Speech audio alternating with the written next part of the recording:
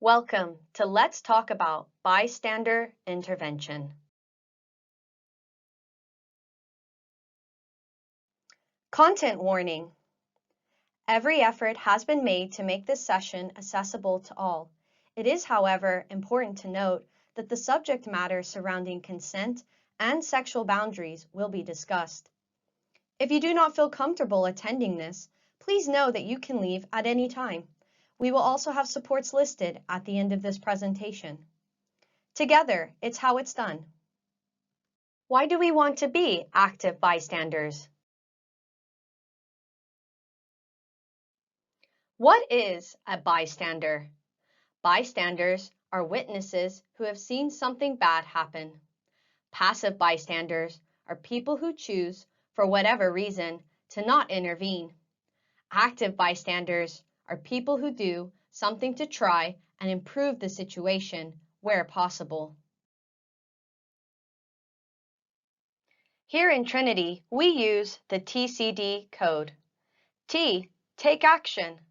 C, communicate. And D, distract. All reactions are normal, and remember that your number one concern must be your safety. If it is safe to do so, you may want to be an active bystander and cause a pause. If so, you should intervene following the TCD code. People may choose to take action when there is an opportunity for you to safely check in with the person you are concerned for. If the action goes against our community ethos and is something like a joke, a comment, or a throwaway remark, remember, these all contribute to rape culture. If you know one or more of the parties well and feel it is appropriate for you to touch base with them, remember, you should only ever take action when it is safe and appropriate to do so. Never do something that you believe will put yourself and others at risk. If you are worried about the physical safety of someone, it may be more appropriate to communicate and not to take action ourselves.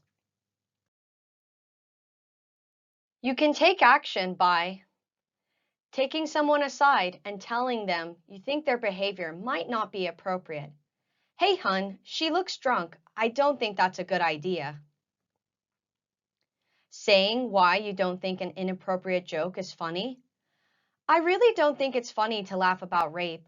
1 in 3 college students are raped during their time in college. That's not something to joke about. And checking in to cause a pause. Hey man, how are you feeling about your conversation with?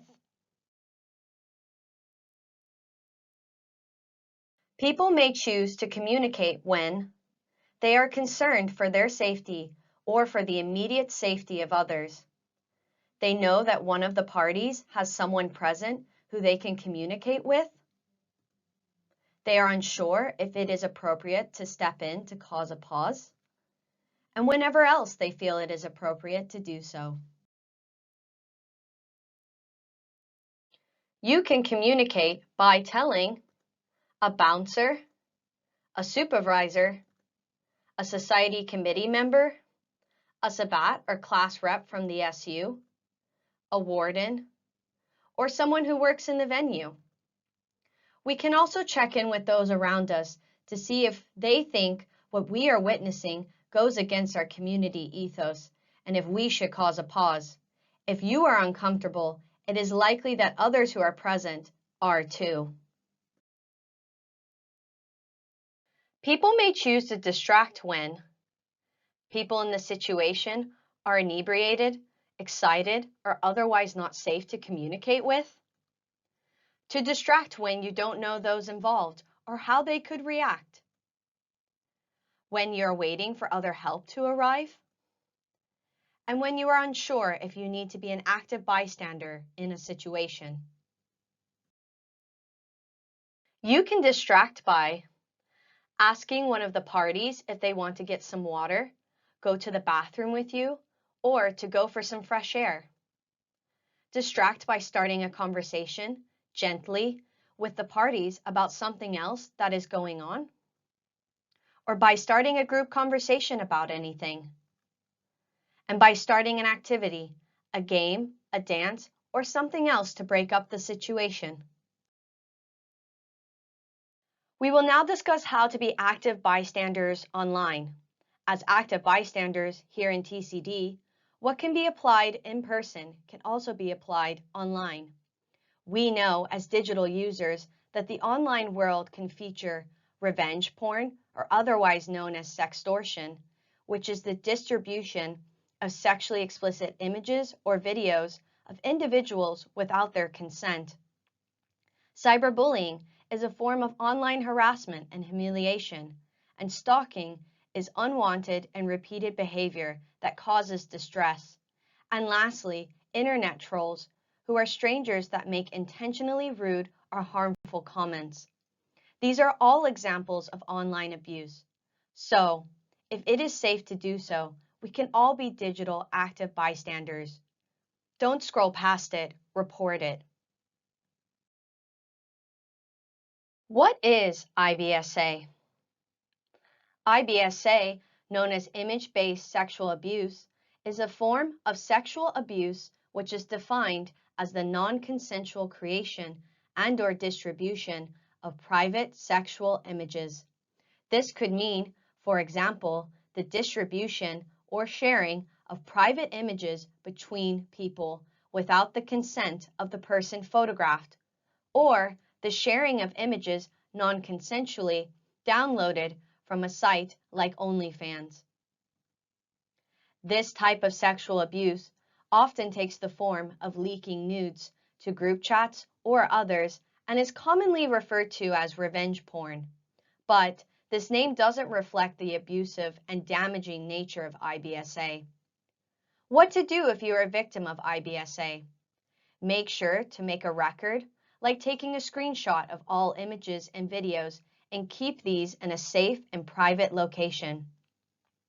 You can untag yourself if tagged on social media, if possible, and get someone to contact the person who posted it and request they take it down, and/or report it to the website in question and request that they remove it. You may want to deactivate your social media accounts. If you don't, it is a good idea to take a step back from social media. What is stalking?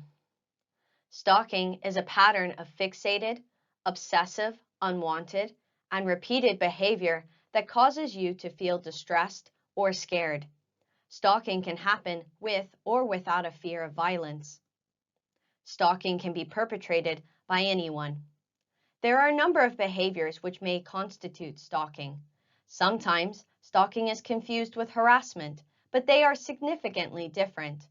Many elements of harassment may amount to stalking if they are fixated, obsessive, unwanted, and repeated.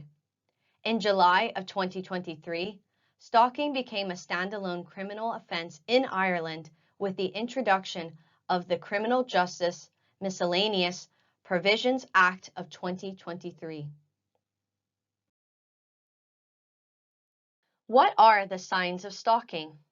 Stalking behaviors can typically be broken up into the following categories: unwanted behaviors, threats and abuse, malicious communications, and reputational damage. Stalking behavior tends to be 4.